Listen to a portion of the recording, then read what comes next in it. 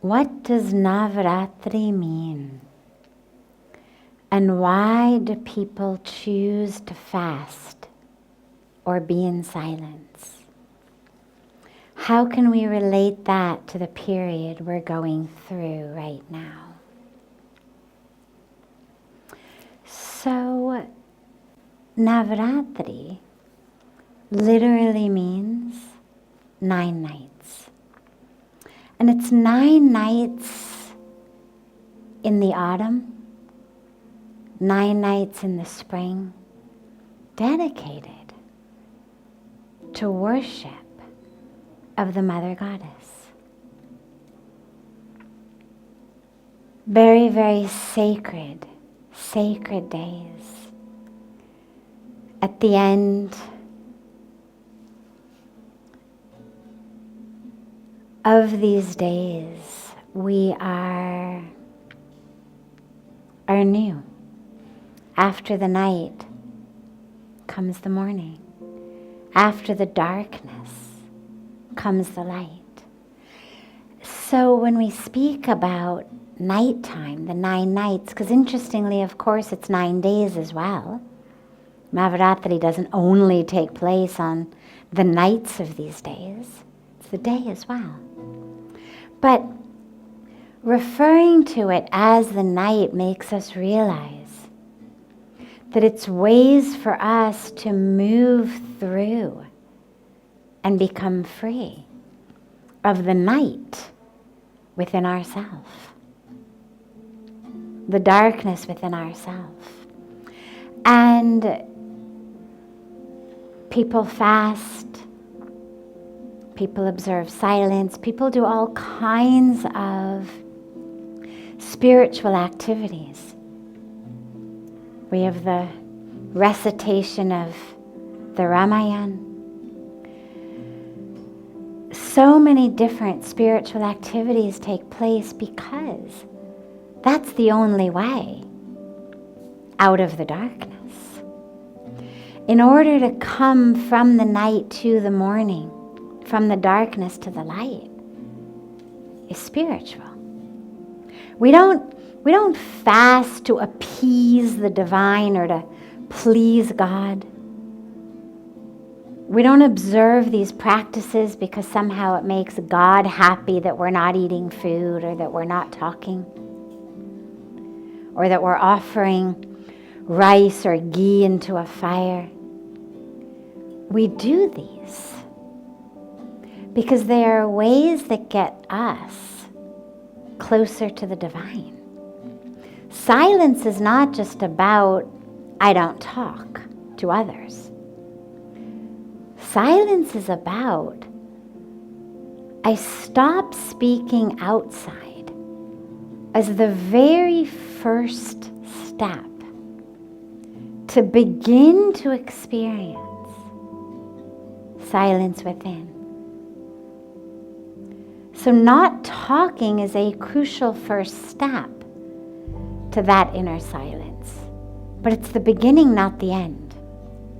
The practice of silence is one that brings us into connection with, into the presence of a place of fullness within. Silence is not empty. Silence is full.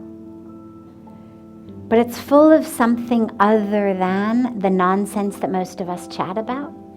It's full of something other than gossip, complaining,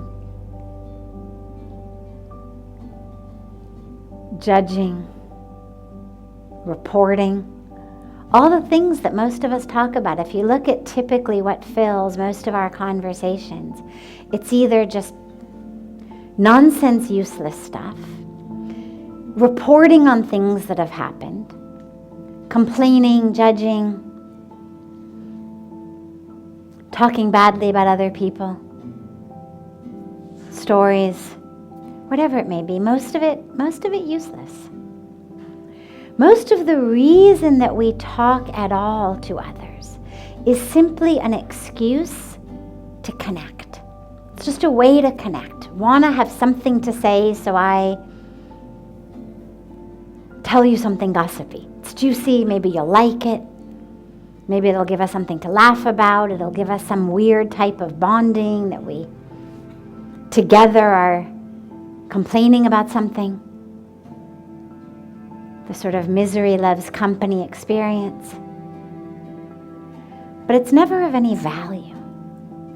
And silence gives us this beautiful opportunity to say, hey, wait, do I need to speak to connect? Do I need to cheapen this moment with some nonsense chatter? If the connection is real, can't we sit in silence? Can't we be in silence together? You know that you have a very deep connection with someone when you can just sit in silence with them. Those where it's just a superficial connection is that sense of like, oh my God, somebody better say something because this silence is really awkward. Not a deep connection. So if you choose to go into silence, use it as a way to deepen connection. Rather than playing games of charades or writing notes, hey, did you see when so-and-so? That's not silence. Use it as a way to stop cheapening our connection and our moments with each other. To really just be in presence. So that's the first step. But then silence, what happens with silence if you do it long enough is the mind starts to know you're in silence. In the beginning, just the mouth is quiet, but the mind is on. But if you can refrain from too many games of charades or too many notes that you write, the mind actually starts to get quiet. And when the mind starts to get quiet, that's when the real magic starts. So silence is a beautiful practice. People fast as a way to stay light, to stay connected. It's interesting because, yes, of course, it's good for the body. It's a turn of seasons, spring cleaning of the house, why not of the body as well? But in Hindi, the term for fast is upvas. Upvas. It literally means sitting near to. Near to what? Near to God. Upvas is not about what can I figure out how to make with a flour that theoretically qualifies as a fruit instead of a grain. It's not about puris and pakoras and, potatoes floating in sauce that looks like an oil tanker crashed in them. It's about lightness. Just taking in that which the body actually needs to survive so that we stay light, not lethargic, not drowsy, not wasting the precious energy of our body digesting food, but being able to be awake, alive, present, not groggy, not in a carbohydrate numbed daze state, but fresh and alive, near to God. But Puja Swamiji always reminds us that a fast is not just a fast of the body. It's not just, I don't eat this or eat that. It's a fast of all the senses. So it's about what I'm listening to, what I'm looking at, what I'm reading, and even what I'm thinking. Because the truth is, the real pollutants, the real toxins within us, yes, we take them in with our food as well. even more toxic in many cases than that which we eat through our food is that which we eat through our minds, the way we think. And so if you're observing fast, make sure that it's a fast of all your senses. Purification of all the senses. What I think, what I listen to, what I speak if you're not in silence, what I'm reading. And really dive in to that beautiful connection with the Mother Goddess. It doesn't matter if you're Hindu, it doesn't matter if you believe in or worship the different forms of the Mother Goddess we pray to here. Don't worry about that. How about Mother Earth? How about Mother Nature? How about the giver of the air we breathe, the water we drink, the soil in which our crops are grown? So,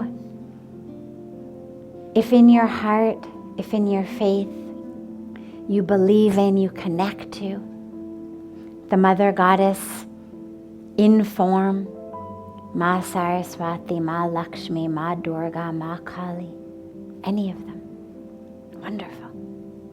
If not, wonderful. Connect with the Mother Goddess in the dirt outside your home. Connect with the Mother Goddess in the tree in your front yard or backyard. Connect with the Mother Goddess in every breath you take in, that oxygen that the leaves are producing for you, working for you. Amazing what a system she's given us. 24 hours a day. You appreciate her, you love her, or you don't. Nonetheless, she has set up a factory to provide you with oxygen. Every minute of every day, wherever you are. It's extraordinary, at no cost. Free oxygen. Free soil. Free water. Life is sacred. The provider of life, the giver of life, is doubly sacred. So let us use these days to worship Mother Earth, Mother Nature. And especially at this time of the virus, it makes us realize how very vulnerable we are. How very much we are not the masters of the universe. How very much we are not the ones in charge of this planet. One little virus, you can't see it, you can't smell it, you can't touch it, you can't taste it. One little virus.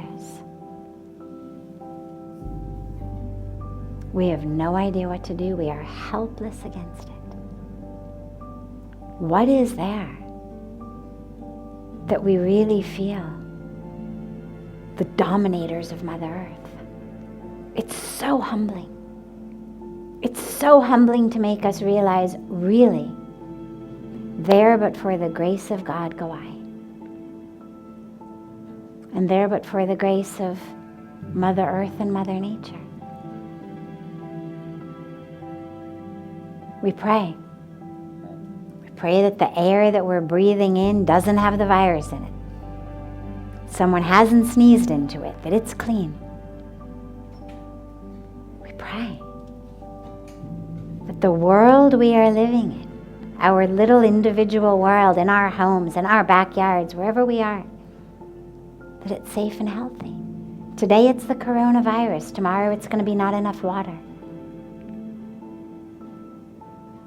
Then it'll be not enough oxygen in our air. Then it's going to be temperatures that our bodies can't handle.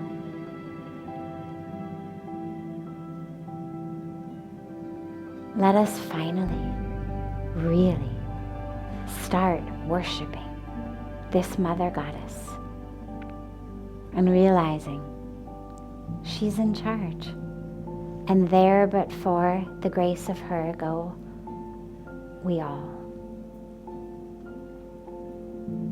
And if we can take this beautiful time to do that, not only will we connect deeply inside, but as we emerge from it, that new morning, that new light, will be one in which we connect with our sisters and brothers across the planet and with Mother Earth herself, with love, with care, with reverence.